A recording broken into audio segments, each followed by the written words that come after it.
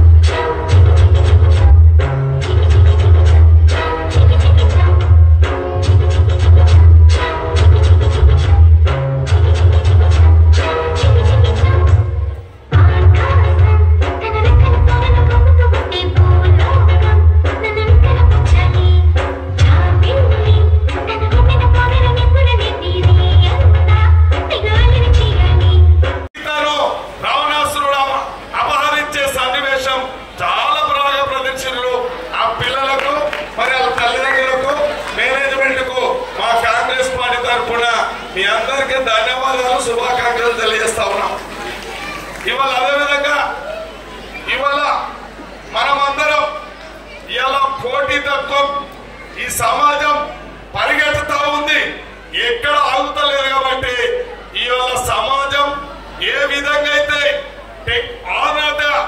ఇలా new technology ప్రకారం education కూడా ఎప్పటికప్పుడు అప్డేట్ అవుతూ ఈ పాఠశాలల మధ్యలో పోటీ ఏర్పడేది. కాబట్టి ఆ పోటీని తప్పకుండా కాకతీయ హై స్కూల్ తట్టుకుంటుందని నేను భావిస్తా ఉన్నా. కాబట్టి భవిష్యత్తు కూడా మీ అందరూ తెలుసు, ఇవాళ ప్రభుత్వాలందరికీ ఎంప్లాయ్మెంట్ అవకాశం ఇవ్వలేకపోతుంది. వారికి తగ్గ చదువు, వాళ్ళు చదువుకున్న చదువులకు తగ్గట్టుగా ఉద్యోగాలు కూడా కల్పించలేకపోతున్న ఈ ప్రభుత్వాలు ప్రైవేట్ సంస్థలలో ఎంతో మందికి ఉపాధిని కూడా కల్పిస్తామంటున్నారు. ఇలా 30-35 మంది కంటే చాలా సంతోషం. ఇవాళ ప్రభుత్వాలు కూడా ఇవాళ ఇంత మంచి ఉన్నతమైన చదువులు చదువుకొని ఈ యొక్క ప్రైవేట్ ఇన్స్టిట్యూట్లు నడుపుతున్నారంటే స్వయంగా వాళ్ళ స్వయం శక్తితోని స్కూళ్ళు మామూలు మాటే కాదు, మరి ఏ విధంగా నడుపుతూ ఉన్నారో. కాబట్టి చాలా ఆనందదాయకము, ఆమోదయోగంగా మేమందరం కూడా భవిష్యత్తులో ఈ కాకతీయ స్కూల్ చాలా అంచెలంచెలుగా, మరి ఈ రోజే మా జెడ్పీటీసీ గారు చెప్పారు, నిన్న చెప్పిండ్రు, తప్పకుండా ఆ యొక్క ఆన్యువల్ డేకి మనం వెళ్ళాలని చెప్తే ఇలా ఎన్ని కార్యక్రమాలు ఉన్నా ఇలా నేను ముక్కోటి ఏకాదశి సందర్భంగా ఎన్నో కార్యక్రమాలు, అయ్యప్ప స్వామి కార్యక్రమాలు, ప్రభుత్వ కార్యక్రమాలు ఎన్ని ఉన్నప్పటికీ, ఉపవాసం ఉన్నప్పటికీ ఉపవాసం లేనట్టుగా ఇప్పించింది ఇడికి కాకతీయ స్కూల్కి వచ్చినప్పుడు. కాబట్టి తర్వాత తప్పకుండా మా ద్వారా మా జెడ్పీటీసీ గారు ఏ విధంగా అయితే మీకు సహాయ సహకారాలు అందిస్తుందో